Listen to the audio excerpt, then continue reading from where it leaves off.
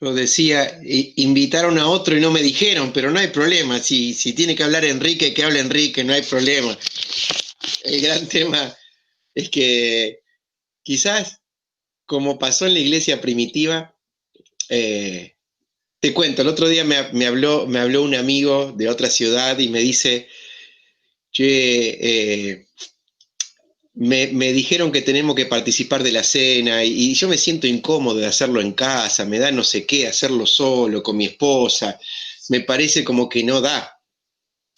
Y entonces nos pusimos a charlar que originalmente la cena del Señor arrancó en una pieza, en una casa, y durante toda la historia, hasta que después hubo templos, la cena del Señor se participaba en las casas. Se dice de los primeros creyentes que comían con alegría y sencillez de corazón. Dos ingredientes que no pueden faltar en la cena del Señor. O sea, uno dirá, bueno, la copa y el pan. Sí, eso es algo físico. Pero dentro del corazón hay dos cositas que no pueden faltar. Alegría y sencillez de corazón. Cuando la adoración nos hace perder la alegría, hay algo que no está funcionando. La alegría la inventó Dios. El Salmo 43 dice que Dios es el Dios de la alegría y del gozo. Así que nos acercamos a Él y como tantas veces dicen los salmos, como por ejemplo el Salmo 40, gócense y alégrense en ti todos los que te buscan. Y digan siempre los que aman tu salvación, engrandecido sea, Señor. Quiere decir que cuando nos acercamos a Dios, Él se acerca a nosotros y su corazón se alinea con nosotros. Hacemos contacto con Él, su presencia que todo lo llena en todo, llena nuestro corazón de alegría. Los primeros creyentes disfrutaban eso, pero también eran sencillos. Hay una diferencia entre ser simple y ser sencillo. Proverbios habla mucho de esto.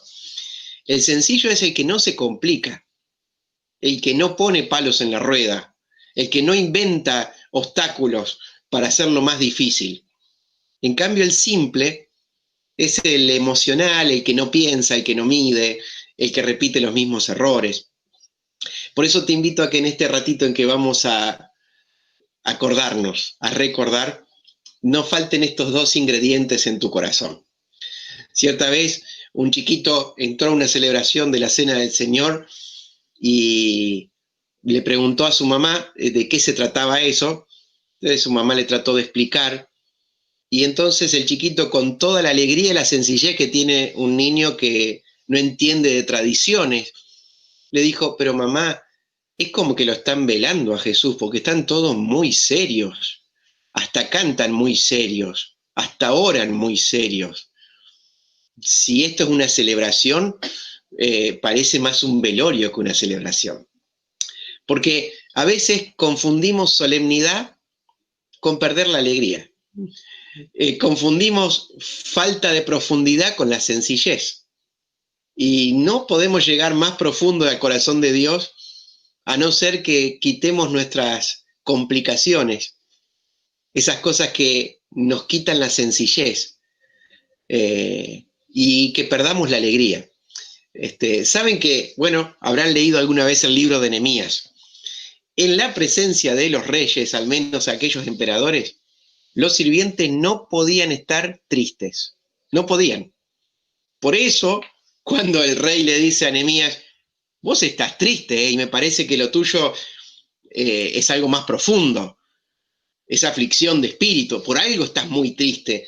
Hace una oración, Nehemías, pidiendo a Dios que lo ayude, porque corría riesgo no solamente su puesto de trabajo, corría riesgo su cabeza, porque para los reyes lo que menos querían es que haya gente con mala onda cerca, gente enojada, gente triste.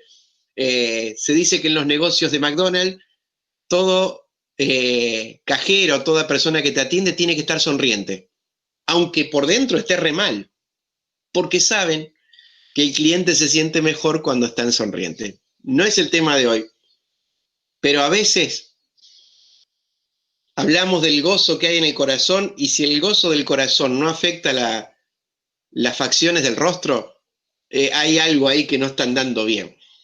Porque La alegría del corazón hermosea el rostro. ¿Sí? Vuelvo a decir esto. Cuando los creyentes eran torturados, perseguidos, encarcelados y azotados, lo que más les asombraba a los judíos y a los romanos era que no le podían robar la sonrisa del rostro. No es un tema menor, no es un tema menor. ¿Por qué te parece que los chicos no salían corriendo de Jesús, sino que venían a él? Seguramente el rostro de Jesús era una invitación a encontrarse con este Dios tierno, amoroso, el Dios de la alegría, el Dios del gozo. Bueno, no es el tema, pero son dos ingredientes que no pueden faltar en la mesa del Señor. Sí, está el pan, está el vino, pero ¿y adentro del corazón?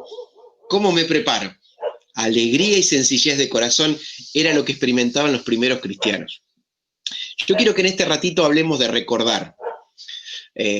Por supuesto, vamos a recordar a Jesús, pero el recordar es algo que nos hace bien o que también nos puede hacer mal. El ser humano tiene, desde que hemos pecado, desde que cayeron nuestros padres, tenemos un problemita con la memoria.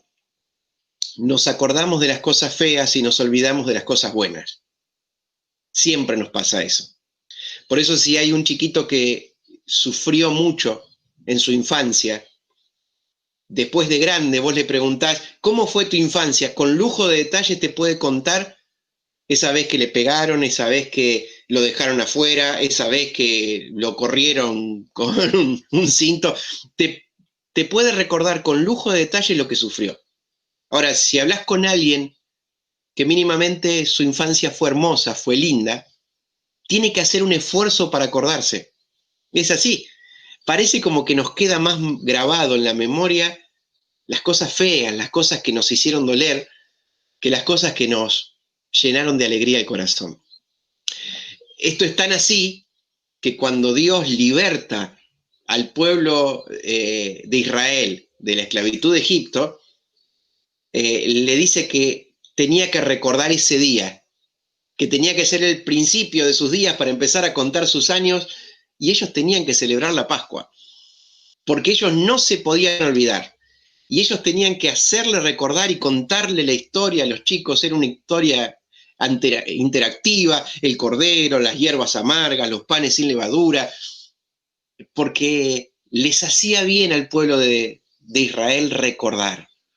El gran tema es que celebraban la Pascua y se olvidaban tantas veces de serles fieles a ese Dios que había traído libertad. Viene el Nuevo Testamento, el nuevo pacto. El Señor paga el precio de nuestra salvación. Nos muestra su amor, su perdón, su verdad, como recién cantamos. Nos acerca al Padre. Y Jesús nos invita a que tengamos una ayuda a memoria. Antes de ir a la cruz, el Evangelio de San Juan se dedica prácticamente más de la mitad del libro a esos últimos momentos que estuvo Jesús con sus discípulos. Como que dejó las mejores lecciones para el final. Las que podían entender ahí recién los discípulos, aunque demasiado no lo entendían. Y cuando Jesús participa de la cena, les dice esto: ustedes tienen que hacer memoria de mí. Este es mi cuerpo, esta es mi sangre. Tienen que hacer memoria hasta que yo venga. Y yo quiero que en este ratito leamos un versículo de la palabra de Dios. Nos vamos a ir al Salmo 77. Los salmos son la oportunidad que Dios nos regala para que sepamos cómo expresarnos adelante de Él.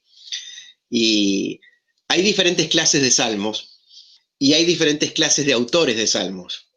A veces le adjudicamos a David canciones que él no compuso, pero no importa. Pero hay dentro de los salmistas, está un salmo de Moisés, que es el Salmo 90, que es su oración. Hay varios salmos de David, hay algunos salmos anónimos, hay algunos salmos de los hijos de Coré, pero uno de los compositores es el salmista Asaf. Y los salmos de Asaf tienen una particularidad especial. Asaf es muy cuestionador. Asaf se parece demasiado a nosotros. Y cuando escribe el Salmo 73, por ejemplo, dice: Dios es bueno, pero en cuanto a mí, casi mis pies se deslizan. Y empieza a contar Saben que Asaf tenía como oficio, como trabajo, su profesión era 8 horas al día alabar a Dios y componer canciones que hablen sobre la misericordia de Dios. ¿Sí? David fue un avanzado en aquella época porque, como si fueran turnos rotativos de una fábrica, estableció 3 turnos con 3 líderes principales, entre ellos estaba Asaf, para que las 24 horas se adorara a Dios. Una cosa interesante. Una de sus determinaciones, de sus decretos como rey fue: Dios es más grande de lo que nosotros nos damos cuenta, no alcanza con alguna reunión que tengamos, alguna fiesta solemne. A Dios hay que adorarlo las 24 horas. Por eso tantas veces dice: te alabaré para siempre, cada día te bendeciré. Por eso escribe el Salmo 134 para aquellos que le tocaba el turno de la madrugada y que tenían esta crisis: ¿para quién cantamos si no nos escucha nadie? Viene el Salmo 134, dice: miren, los que están en las noches en las casas del Señor, alcen sus manos y adoren, y los vuelve a enfocar porque el tema no era quién los escuchaba, sino a quién estaban adorando. Bueno, Asaf escribe varias de estas canciones y entre ellas escribe el Salmo 77. Y el Salmo 77 hasta parece que es un salmo que le hace mala publicidad a Dios, porque cuando lo lees arranca diciendo: con mi voz clamé a Dios clamé y Él me escuchará. Al Señor busqué en el día de mi angustia, alzaba Él mis manos de noche sin descanso, mi alma rehusaba consuelo. Ahora se empieza a poner un poquito más oscuro el panorama en la vida de Asaf.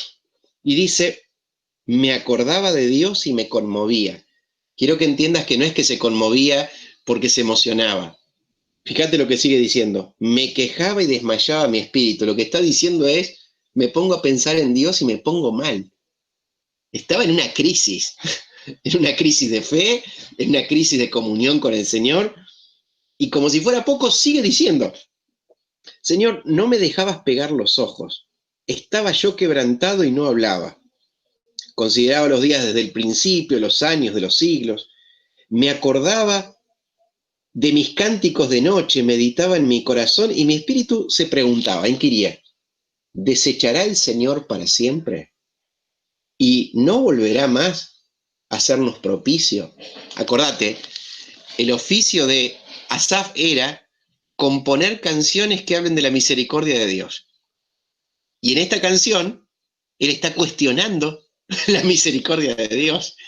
Es como que tenía un gran signo de pregunta, cantaba una cosa y adentro sentía otra. Una crisis interesante. ¿Alguna vez te pasó?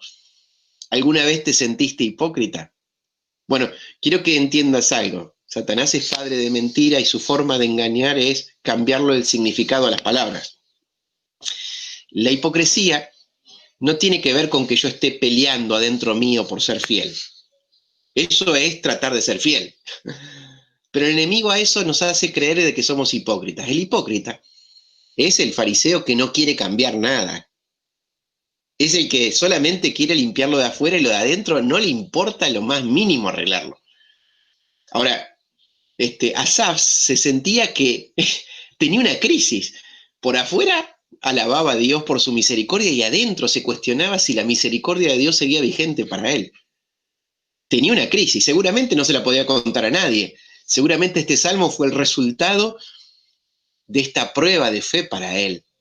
Pero muchas veces uno está sirviendo al Señor y tiene una crisis adentro. Y ¿sabés? Cuando el enemigo nos hace sentir hipócritas, ¿sabés lo que nos hace pensar o decir? Che, ¿por qué no abandonás, te tomás un tiempo hasta que acomodes tus ideas? De esa forma nos saca de carrera y nos hace abandonar. El que se toma un tiempo, por lo general, pierde el tiempo y no arregla nada. ¿Alguna vez escuchaste alguna pareja de novios que dice: no, nos tomamos un tiempo, el 99,9% no vuelve más? Algunos que dicen: no estoy sirviendo, pero tengo que acomodar algunas cosas, me voy a tomar un tiempo con Dios. Ese tiempo con Dios termina siendo robado por otras cosas y a lo mejor nunca más vuelve. Asaf estaba en una de esas crisis que vos y yo tenemos, nada más que él es sincero y nosotros lo escondemos. Pero ¿cuántas veces te habrás sentido como Asaf y como yo, diciendo: Señor, estoy en una crisis, la situación que vivo, mi situación anímica, El estado de mi fe me hace cuestionar si tenés ganas de bendecir a otros y a mí no. Si amás a otros y a mí no. Si tus promesas se cumplen en otros y en mí no. Bueno, sigue diciendo, no nos vamos a quedar con la parte triste porque el canto después cambia. Pero sigue diciendo el versículo 8, ¿has cesado para siempre tu misericordia? Él tenía que componer canciones que hablaban de que la misericordia de Dios es para siempre. Y adentro decía, ¿será que es para siempre o que tiene fecha de vencimiento? Sigue diciendo, ¿ha olvidado Dios el tener misericordia? Fíjate los cuestionamientos de mi amigo David, de mi amigo Asaf. Imagínate si al final de este encuentro, cuando tengamos esa mesa redonda, esa sobremesa, alguien pregunta, che, ¿Dios ya no tiene más misericordia? ¿Ya se cansó del ser humano? Bueno, la verdad es que le hemos dado muchas oportunidades para que se canse, pero Dios sigue teniendo misericordia y por eso estamos vivos.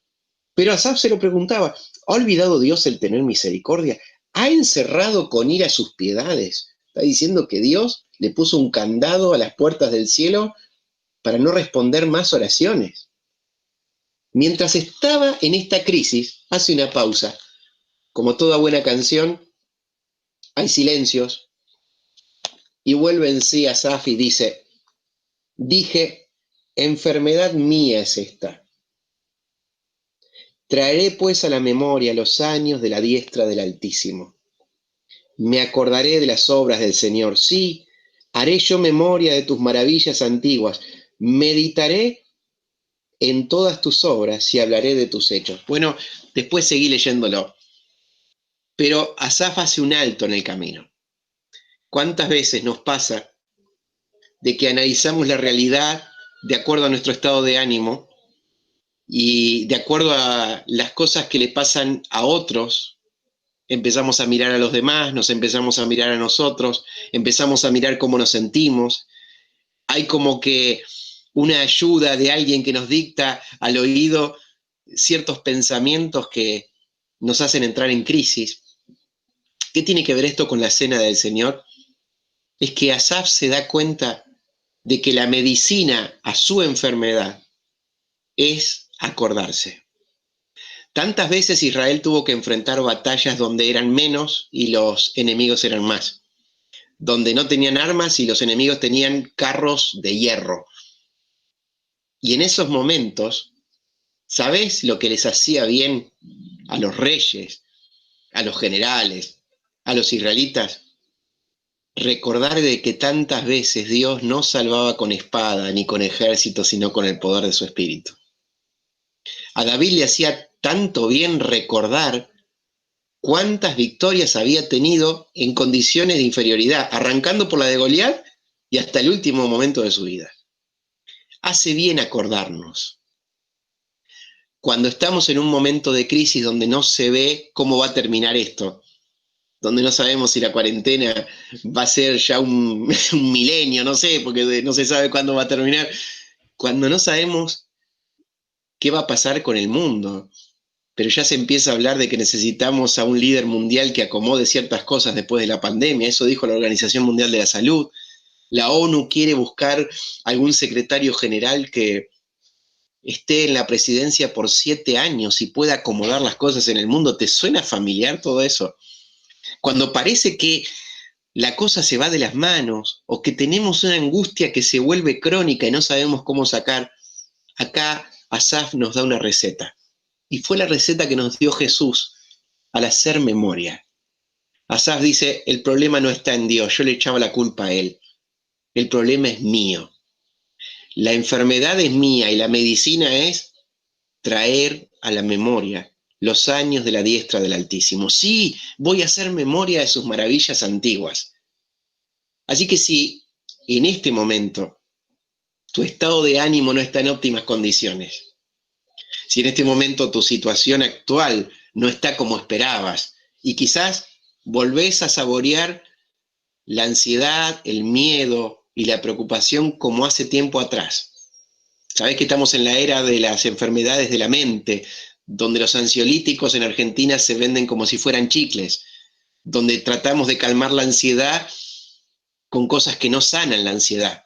El ansiolítico no sana la ansiedad. es un parche para que podamos solucionar los problemas, pero no los sana. Donde hasta los chiquitos lo medican con medicación fuerte y psiquiátrica como para calmarlos la ansiedad que tienen y la hiperactividad que tienen. Y esto no pasa solamente en Argentina, sino a nivel mundial. Tenemos un problema. No reconocemos que la enfermedad es nuestra y no nos damos cuenta que la medicina es traer a la memoria los años de la diestra del Altísimo. Cuando estamos desanimados, recordar nos ayuda a recuperar el ánimo. Dice el Salmo 117, del arroyo beberá en el camino y eso lo va a hacer levantar cabeza. El recordar es como cuando alguien está sediento en el medio del desierto y encuentra agua fresca, cristalina, y cuando la toma se refresca el alma. Por eso Jesús quiso que recordáramos para que nuestro ánimo sea sanado. Hay algo más. Cuando recordamos, tenemos actitudes genuinas de querer servir y honrar al Señor. Samuel se despide de su vida pública. El último discurso que da, un discurso muy interesante diciendo, si a alguien le robé algo, que lo diga ahora. Si me quedé con un vuelto, que lo diga ahora. Si hablé mal de alguien, que lo diga ahora. Y todo el pueblo de Israel, después de muchos años en que él fue el juez, dicen, Samuel, jamás hablaste mal de nadie y jamás te quedaste con nada. Entonces Samuel hace una arenga a todo el pueblo y termina diciendo en 1 Samuel 12:24, solamente le pido esto, que sirvan al Señor de verdad, con todo el corazón, que lo teman, pónganse a pensar las grandes cosas que ha hecho por ustedes.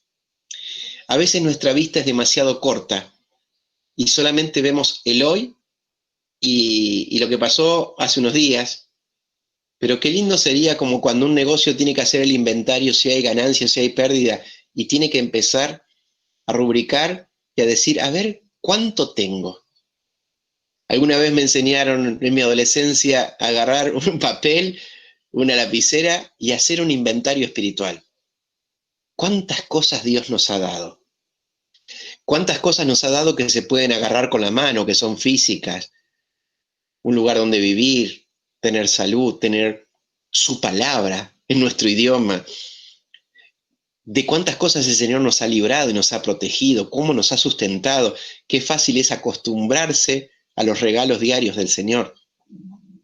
Pero cuando faltan, aparece la queja. ¿Cuántas cosas tendríamos que seguir inventariando acerca de la gratitud?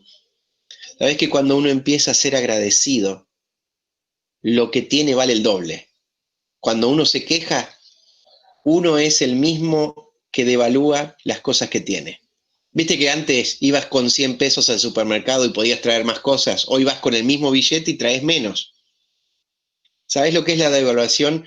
Es cuando nos quejamos tanto por lo que nos falta o porque las cosas no son como queremos, que hace que lo poco que tenemos no lo podamos disfrutar. Por eso la Biblia dice que cuando uno es agradecido, mejor es lo poco del justo que las riquezas de muchos pecadores. El hacer memoria nos lleva a evaluar todo lo que Dios nos ha dado. ¿Y sabes qué? La mejor motivación de servir al Señor no es porque hay que hacerlo, no es la obligación, no es para quedar bien. La mejor motivación es la gratitud. La gratitud es como el combustible que enciende nuestra pasión por el Señor. Ahora vamos a algo más. Está el Señor Jesús. Está en Apocalipsis capítulo 2. Le está dando una revelación a Juan y a todos nosotros de lo que va a venir. Hay algo maravilloso. Jesús se pasea alrededor de esas 7 iglesias. Esas 7 iglesias que tenían muchísimos defectos. En una estaba Jezabel, otra tenía nombre de que estaba viva, pero como que estaba muerta. Otros toleraban algunas doctrinas que eran terribles y que Dios no las quería. Otros se consideraban poca cosa. Otros tenían tantas actividades que habían olvidado lo más importante, el primer amor. Y es a esa iglesia, la iglesia de Éfeso, que después de hacer una lista de todas las cosas que hacían bien, les dice, pero tengo algo contra ti. dejaste tu primer amor. Y es el único pecado en el cual el Señor pide que recordemos. A ver, si tuve pecados de inmoralidades, si vi pornografía, si hablé mal, si fui mentiroso, si soy celoso, lo único que tengo que hacer es arrepentirme y confesar mi pecado, y Dios me perdona. Ahora, si dejé el primer amor, que es un pecado muy sutil, de estos pecados que uno no se da cuenta, a no ser con el tiempo y a no ser que el mismo Señor me lo revele, en este pecado Dios nos ayuda a recordar. En los otros no quiere que recordemos, uy Señor, hice esto, hice lo otro. Quiere que lo confesemos, nos arrepintamos y chao.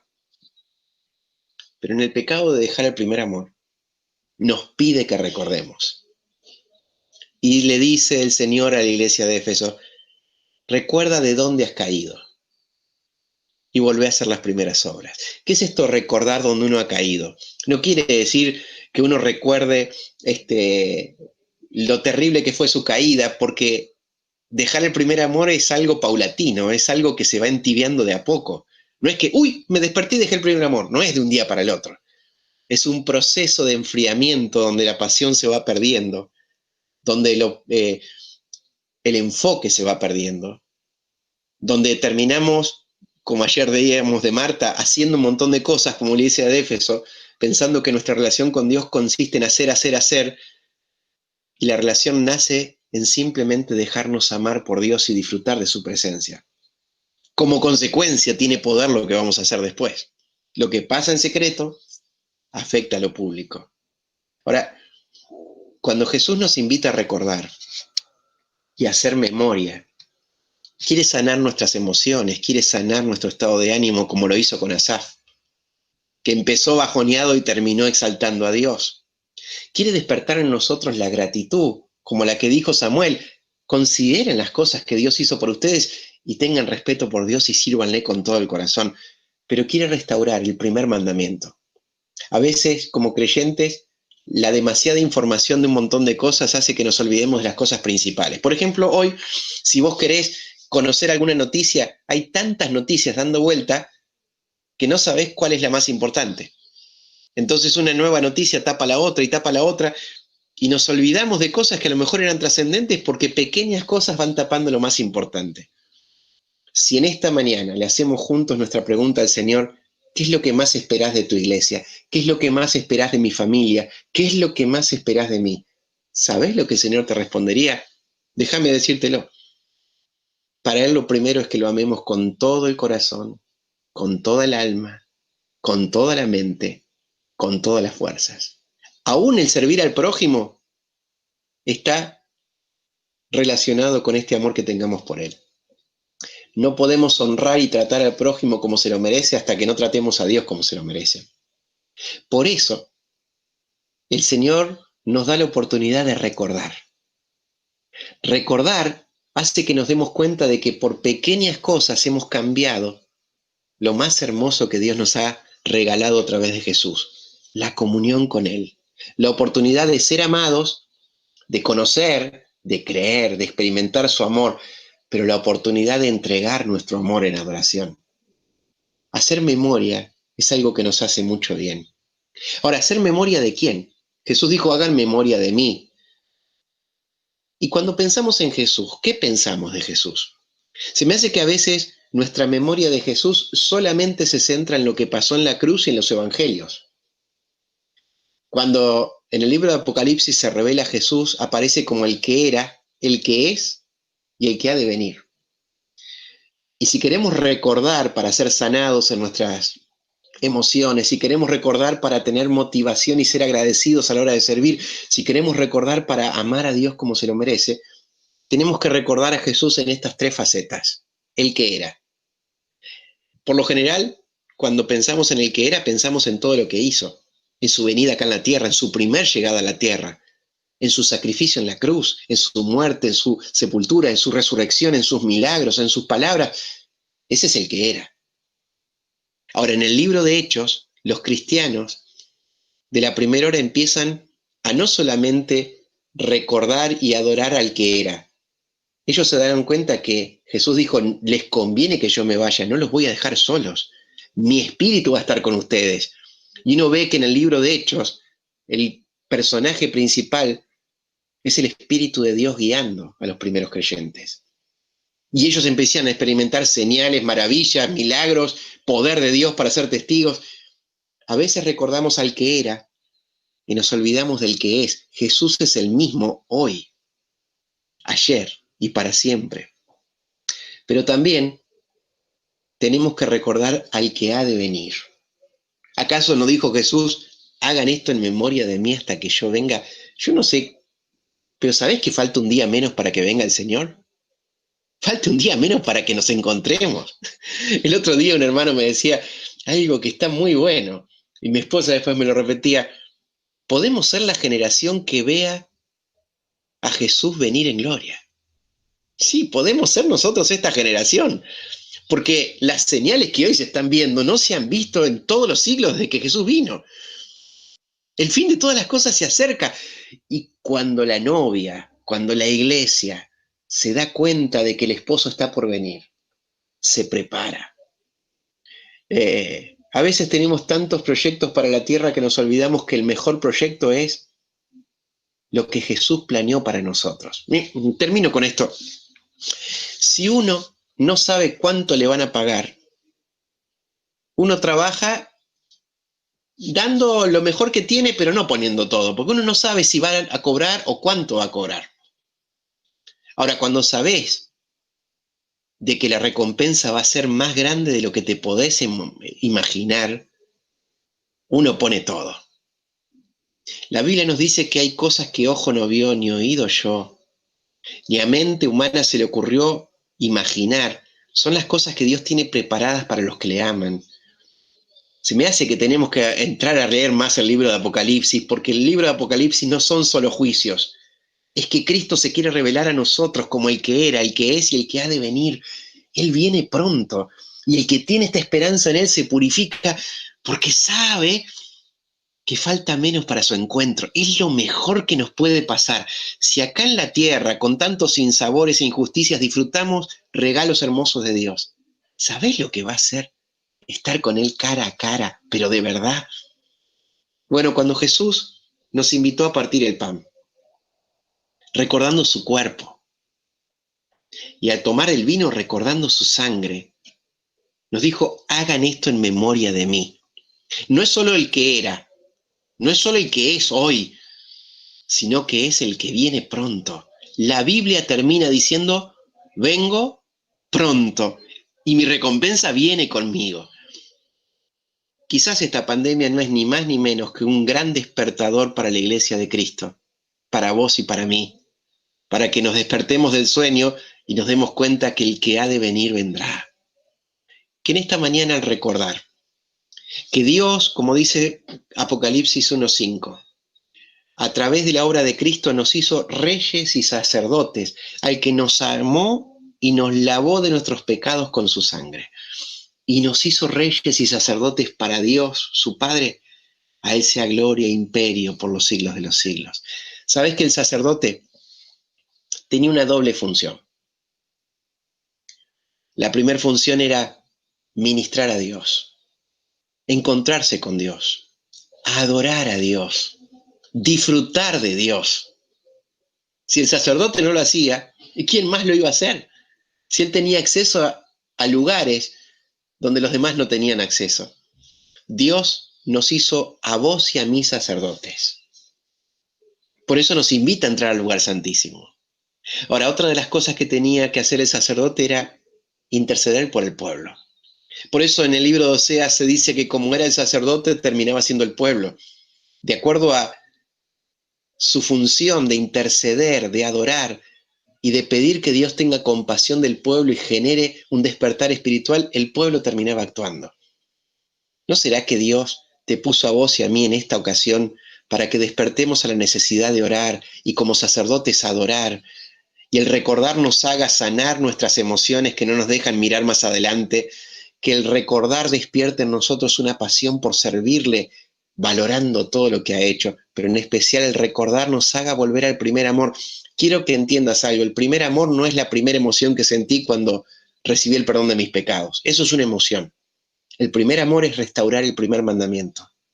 es no amar al Señor con medio corazón, con un cuarto de alma, con lo que me queda de las fuerzas, es amarlo con todo. Y cuando vemos la cruz de Jesús, 2 Corintios 5:15 viene en nuestra mente y nos dice, y por todos murió, para que los que viven ya no vivan para sí mismos. Hay cosas mucho más superiores para vivir que vivir para nosotros mismos de una manera egoísta y mezquina, sino para que nosotros ahora vivamos para aquel que murió y resucitó por nosotros. Que estas palabras nos alienten a enamorarnos más del Señor.